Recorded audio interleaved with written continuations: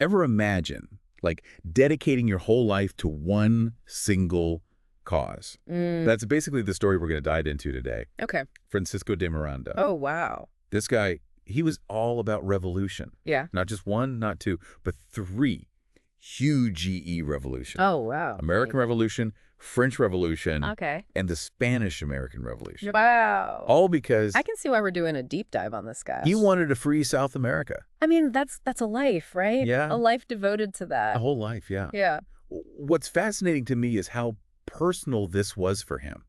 Like, it wasn't just some abstract ideal, Right. It was rooted in his own experiences. Right. Starting in Venezuela. Yeah. So give us a picture of his early life. Okay, so the Stuff You Missed in History Class podcast Yeah. mentions that he was born in Caracas in 1750. Okay. Wealthy family. Okay. But it wasn't all sunshine and roses. Not just being rich. Not just being rich, Yeah. exactly. His family, they faced a lot of prejudice. Really? There were whispers about his father's ancestry. Oh. Some said he had African blood. Oh, so that was And back then, big deal. that was a huge deal in colonial Venezuela. Yeah. Like, racial purity, that was everything. Right. Determined your whole life. It determined your social standing, your opportunities, yeah. your whole life, yeah. Okay. So even though they were wealthy, they were kind of like outsiders. Oh, wow. It's almost like a mini version of the whole colonial system, Oh, yeah. Even if you were born in South America, You're still... the Spanish still saw you as less than. Yeah. Second class, basically. Exactly, second class. So I bet that othering, that feeling of never being fully accepted, really shaped him. Oh, absolutely. Yeah. That feeling of being denied. Yeah. Even though he was achieving things. Right. It must have fueled his desire for a society that was more equal. Like where everyone had a fair shot. Exactly, a fair shot. Makes sense. And then, this is kind of ironic, Yeah. he joins the Spanish army. Oh, wow. Right. Yeah, especially given everything he does later. I know, right? Like the future revolutionaries is in the Spanish army. Yeah. It's the 1770s. Okay. That was a normal path. Yeah, respectable. Respectable, even for someone like Miranda. Yeah, a way to move up in the world. Exactly. But here's the thing. He's super intellectually curious. Okay. He's reading all these Enlightenment thinkers. Voltaire, Rousseau, all the big names. All the big names. Voltaire, Rousseau. They're talking about liberty, equality, questioning authority. Like really radical stuff for the time. It must have been mind-blowing for him. Yeah, like a whole new world opening up. Especially compared to, like, the rigid military life. Yeah, all the rules and hierarchy. Exactly. So you can see this internal conflict brewing. Yeah, like on the surface, he's a Spanish officer. Outwardly, yeah. But inside, he's got all these radical ideas bubbling up. I wonder when that really started to shift for him. I think it was when he was stationed in North Africa. Oh, interesting. Tell me about that. That was a real turning point. What happened? He saw firsthand what colonial rule meant. Yeah. The exploitation. It's one thing to read about it. Yeah, It's another to actually see it. exactly. He was seeing it right there in front of him. Wow. And it just, like, solidified all the stuff he had been reading about. All those Enlightenment critiques suddenly became very real. Very real, very personal. But then there's this other side of Miranda that comes out in the sources. Yeah. His relationships with women. Yeah. Kind of a complicated picture. A bit of a philanderer, but also a supporter of women's rights. Yeah. Hard to reconcile those two, especially today. It's a good reminder that people are complex, even those who fight for change. Yeah, he's a man of his time, grappling with ideas that were radical back then. It's easy to judge from our modern perspective, Yeah. but we have to try to understand the context. It makes you think about our own inconsistencies, right? Oh, absolutely. Like, we all have them, even with all the progress we've made. We're all works in progress. Exactly, works in progress. But let's not get sidetracked. We were talking about Miranda's revolutionary journey. Oh, right. And this journey, it takes him right into the American Revolution. Things are about to get really interesting. Yeah, he gets transferred to the Caribbean. At the same time, the British colonies are rebelling. The timing is crazy. Talk about being in the right place at the right time. I know, right? Oh. So Spain, even though they weren't officially allied with the colonists, Yeah. they wanted to see Britain weakened. Makes sense. And Miranda, he's right in the middle of it all. Wow. He's not just observing, though. No. He's actually fighting. Really? The podcast specifically mentions his role in the Spanish capture of Pensacola in 1781. Pensacola. Okay. I don't know a lot about that. Not as famous as Yorktown, but still a major turning point. Wow, so he's fighting for Spain. Yeah. But at the same time, he's already got this vision for South American independence. Yeah, it's like he's using this experience as a training ground. Learning the ropes of revolution firsthand. Absorbing tactics, observing how it all unfolds. And all the while, he's got this plan for South America brewing in his mind.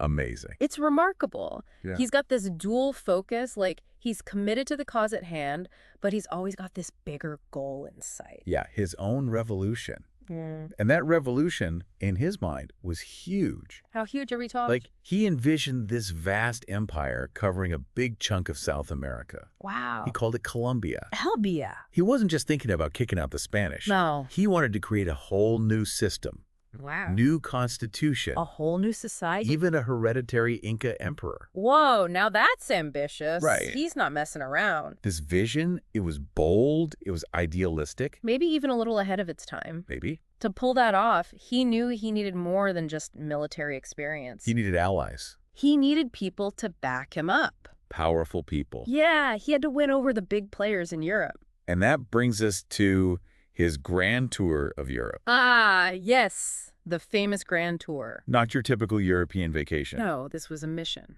This was a man on a mission. So who did he meet with? Kings, queens, philosophers, anyone who'd listen. Wow, he was working it. He spent 4 years traveling, trying to build support for his South American revolution. And we're not talking about meeting with, like, random dukes and barons. Oh, no. This is high-level diplomacy. He even tried to get Catherine the Great of Russia on board. Catherine the Great. Can you imagine that pitch? I don't even know where you'd start. I know, right?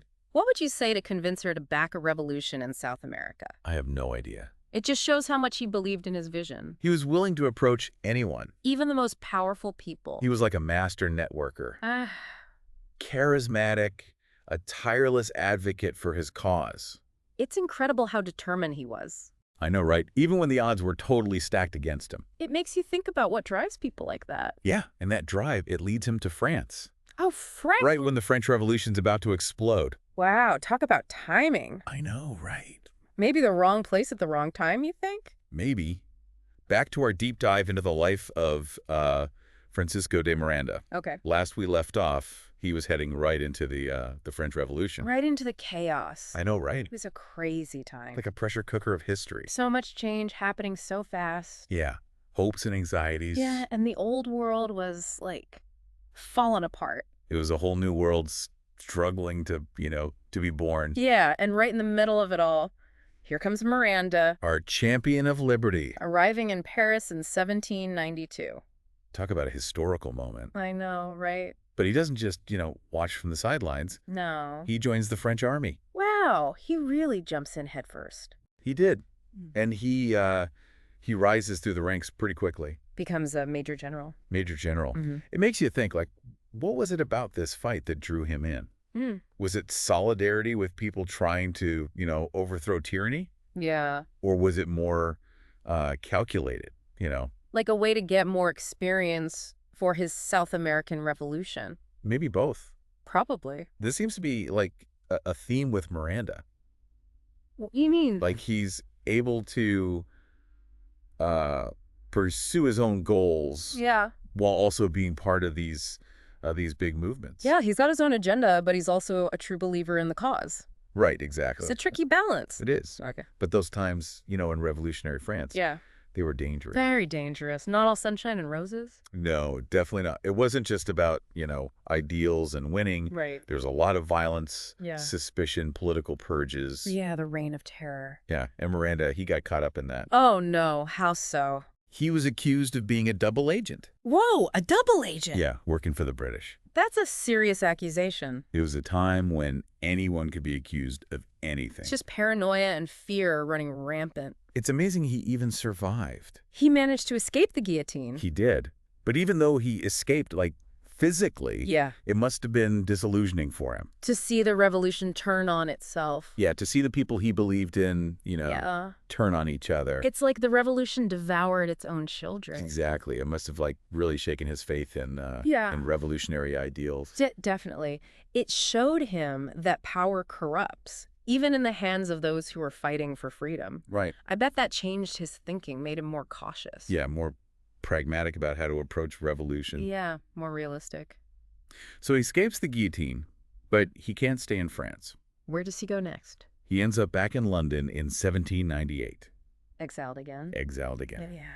But London was kind of a hub for political exiles. Right. Like a place where these radical ideas were, Bouncing around. yeah, bouncing around being debated. Yeah, a hotbed of revolutionary activity. And Miranda, with his experience, Yeah. he was a valuable asset. He must have been in high demand. He was. He kept writing, networking, building support for his cause. So he never gave up on South America. Never.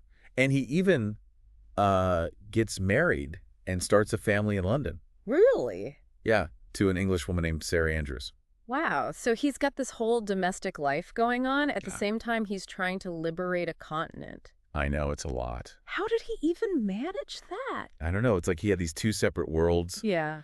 family life, and then, like, this revolutionary mission. It's quite a contrast. It's like he's living a double life. Exactly. But remember, Europe is still a mess at this time. Napoleon's on the rise. Oh, right. Britain and Spain are fighting again. So Miranda sees an opportunity. Of course he does. He pitches a plan to the British Prime Minister. Okay. He says, Yeah. supporting a South American revolution Yeah, would weaken Spain. makes sense.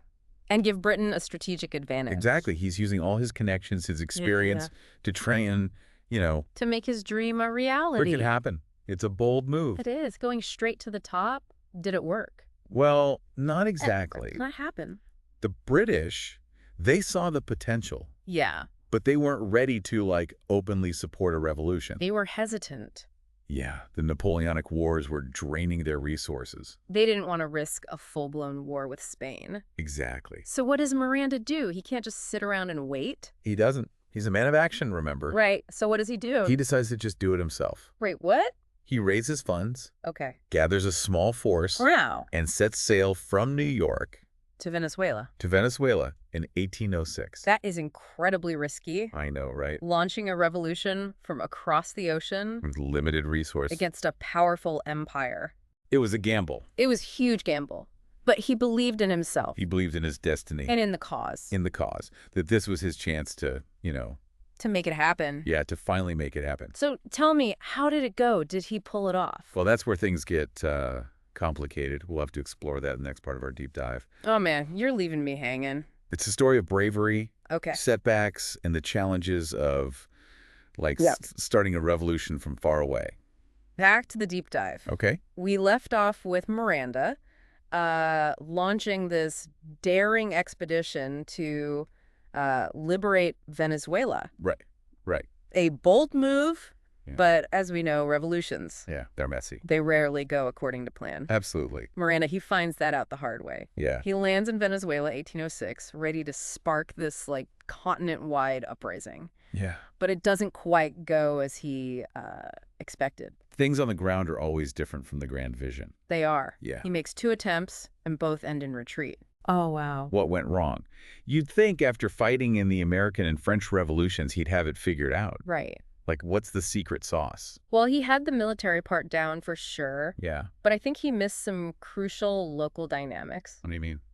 He kind of assumed people would just, like, automatically rise up to meet him. Yeah. That they shared his passion for, freedom and liberty. Right. That everyone was on the same page. Yeah, but the reality was more complicated than that. So it wasn't just about defeating the Spanish. No. It was about, like, winning the support of the people. Exactly. Yeah. You have to get them on your side, inspire them to join the fight. You can't just impose a revolution. It has to come from within. Yeah. It's got to resonate with their own experiences and hopes. And their fears, too. It's a tough lesson. It is. A lot of revolutionaries have learned it the hard way. So Miranda heads back to London.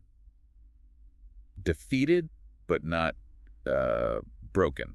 He's persistent, that's for sure. Yeah. What's amazing is he doesn't just give up. He doesn't. He keeps writing, keeps strategizing, Keeps pushing. still connecting with anyone who will listen. I think this is where all those years of networking pay off. Oh, yeah. Remember all those connections he made across Europe? Right.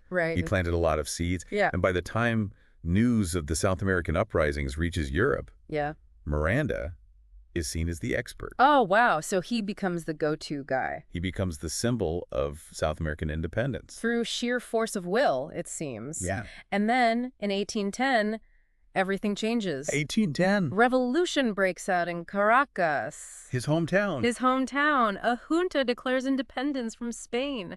Suddenly, the dream Miranda has been fighting for his entire life, it's actually happening. It must have felt like surreal. I can't even imagine. After all the struggle, the setbacks, the exile. Yeah. And now it's happening without him. So, of course, he rushes back to Venezuela, Yeah. and he's greeted as a hero. A conquering hero. This returning son who'd fought for liberty on distant shores. The press even praised him, saying he'd never forgotten his homeland despite all the honors he received in Europe. It's like a storybook ending almost. It is. But we know things aren't that simple. Never that simple with revolutions. Revolutions are never simple. What happens? What challenges does he face when he gets back? Well, for starters, there were a lot of divisions within the independence movement itself. Not everyone was on the same page. No, not at all. They disagreed on everything.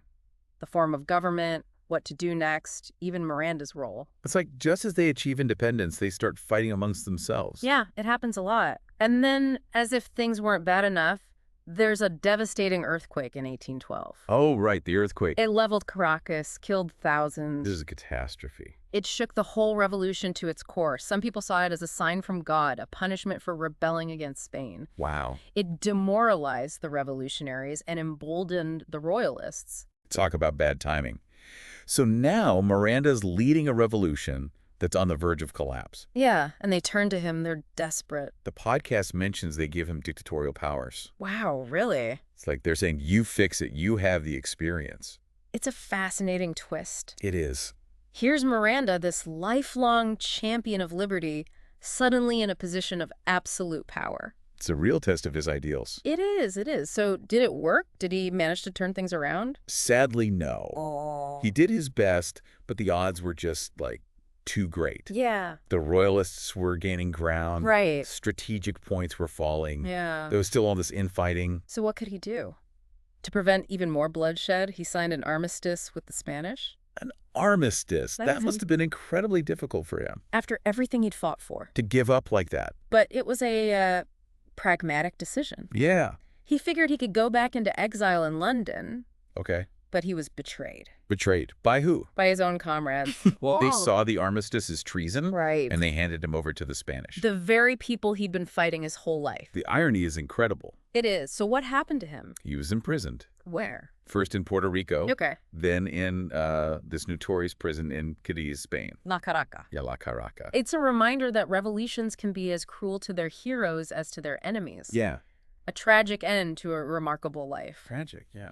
And ironic, too, he died on Bastille Day, Bastille Day. July 14th, 1816, the anniversary of the French Revolution. Wow. The revolution he believed in, even with all its flaws. Even after everything he went through. And though he didn't live to see it, his dream of a free South America was eventually realized. The nations he envisioned did eventually break free from Spain. It's almost like he willed it into being. Yeah. Through his writings, his actions, his unwavering belief. He may not have won every battle, but his vision ultimately triumphed.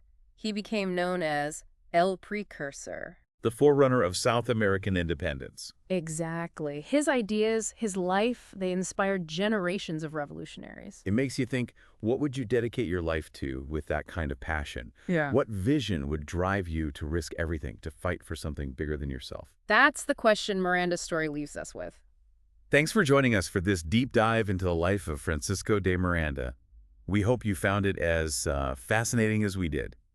Until next time, keep exploring, keep questioning, and keep diving deep into the stories that shape our world.